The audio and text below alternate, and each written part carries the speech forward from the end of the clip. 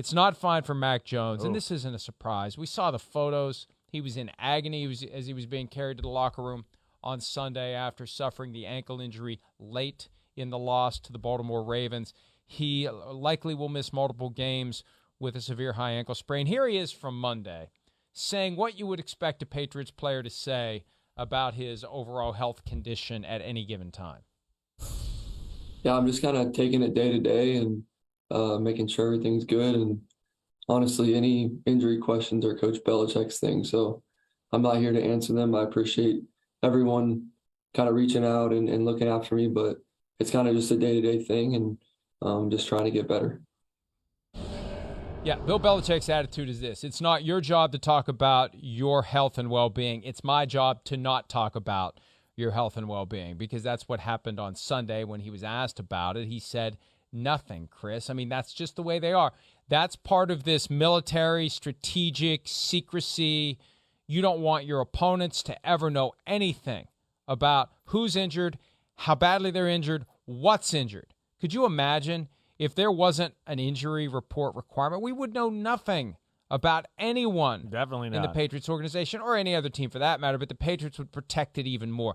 And I, on Sundays when we're doing our thing, getting ready for football night in America, and there are injuries, and I have people that I try to track down to get the information, some are easier than others. No, I was And when it's the Patriots, right?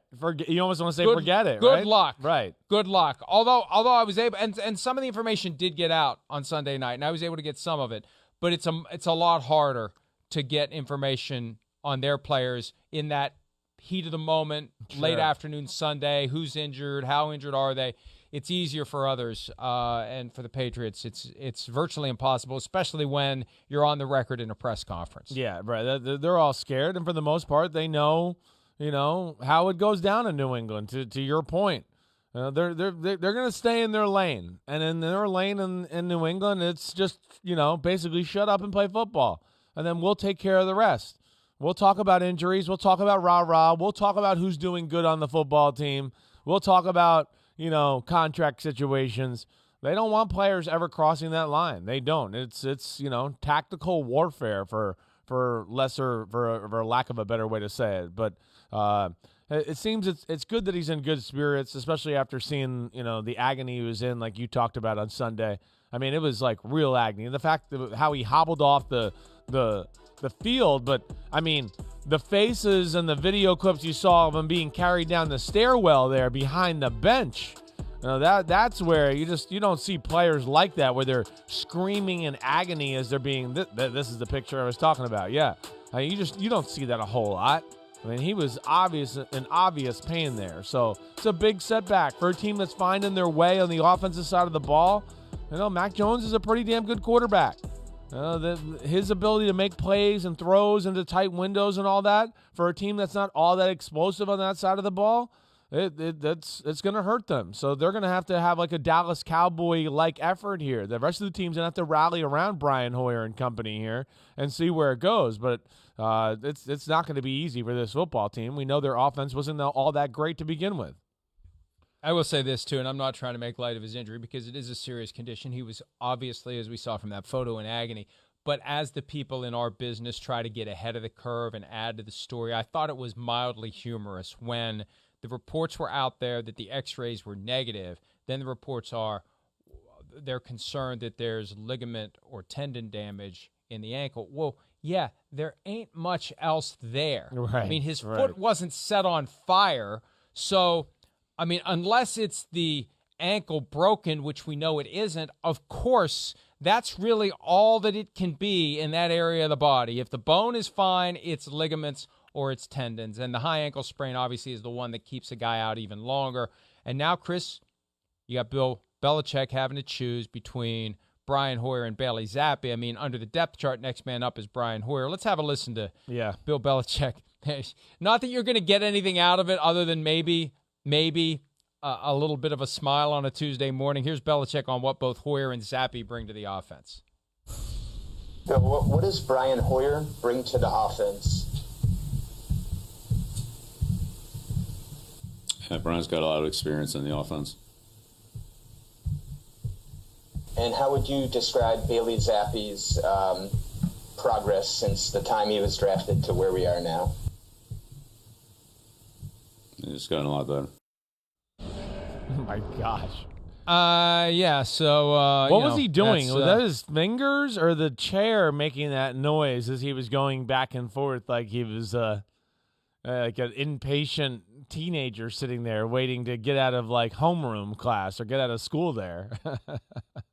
And look, he's not that way all the time. So I've heard. I've never personally experienced, but that is our window to Bill Belichick and how he interacts with the world. And this all gets back to what we were talking about earlier.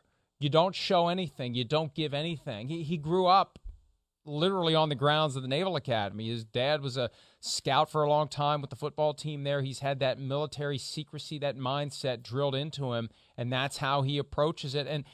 And that's how you have success. You show nothing. It's poker face all the time. And we do get a kick out of it because you don't have to be that way. I mean, everybody's got their own poker face, but there are different ways that you can conceal your true intentions and still come off as a normal human being. It is possible. Yeah. Other coaches have accomplished that. They have. You're right. They have figured that out, certainly. It's just weird. It makes you uncomfortable at times. I'm not arguing with, the overall tactic of it, but yeah, you're right. You don't have to take that approach. I don't understand that ever. I really don't. But going to be interesting to see, two things here, Mike. One, before we talk about who they should play or Hoyer, because I do think it should be clearly Hoyer. I'm just going to state that. Bailey Zappi, I know they like him, what he did, and they're excited. The preseason wasn't all that impressive from Bailey Zappi. I mean, yes, he knows how to run an offense. He threw the ball 9 million times a year, coming in college and has that experience. But I don't think by any stretch of the imagination that he'd do anything to where I would be thinking about playing him over Brian Hoyer, at least not yet. So I'll be shocked if they don't go that direction. Second thing, Mike, I didn't love the tackle by Calais Campbell on that play. I thought it was like borderline dirty. The fact that, and I don't know if we could show it one more time, especially the angle of where we see it from behind. But, I kind of has a chance to hit him square, doesn't hit him square, kind of does the dead weight thing if we see the replay here in a second, and kind of just dead weights him and falls on his ankle. And I didn't love that altogether. I really didn't. I didn't think it was really necessary, actually, in the moment, especially for a big human like Calais Campbell. Here you go. You see it a little, kind of just holds on, right? And then dead weights it on that left leg. Yeah, that's where I didn't love that from Calais Campbell, who I think knows better than that right there. And we both know him. He doesn't seem like he's not the kind of guy that's trying to injure someone. Right. But and this gets back to something I say all the time. In that scrum of bodies at every level of football, it is amazing that ankles aren't sprained, legs aren't broken all the time.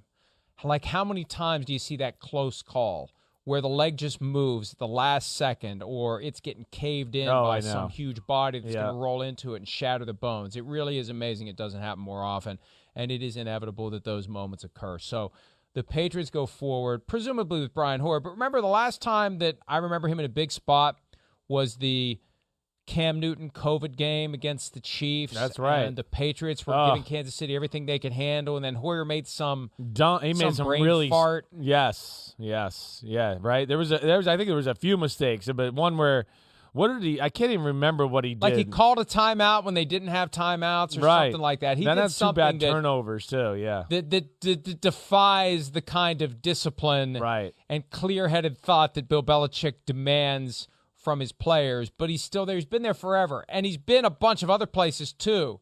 He's like Josh McCown, who keeps coming back to the same nest. Like, I'll go here for a while, and I'll come back to the Patriots. I'll go play, and I'll come back to the Patriots. I'll try that, and I'll come back to the Patriots. He's 36 years old, and he's been with the Patriots, I think, more often than not, but he's played for the Browns. He's played for the Texans. And he's played. I know. He's played.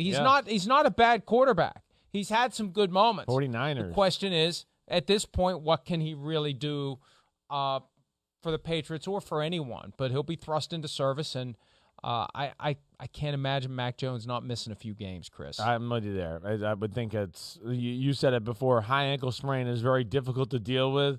It can take clearly a month, at least 3 weeks. I don't expect to see him at least in the next 2 weeks. Green Bay, Detroit, maybe October 16th when they play Cleveland, maybe he's got a chance to make it back by then.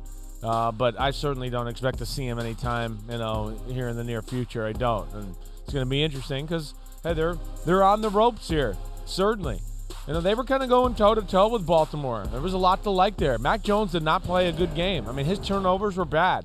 The game was 31-26, and they were on the 9-yard line or 8-yard line going in, and he got pressure and threw the ball up in the air off his back foot, and that really changed the football game to where you felt like, hey, they're still in this, and even if they have to settle for a field goal there and be down 31-29, okay, we'll see where it goes. But yeah, that's going to leave a bad taste in Mac Jones' mouth until he gets back healthy and can erase that with a good game.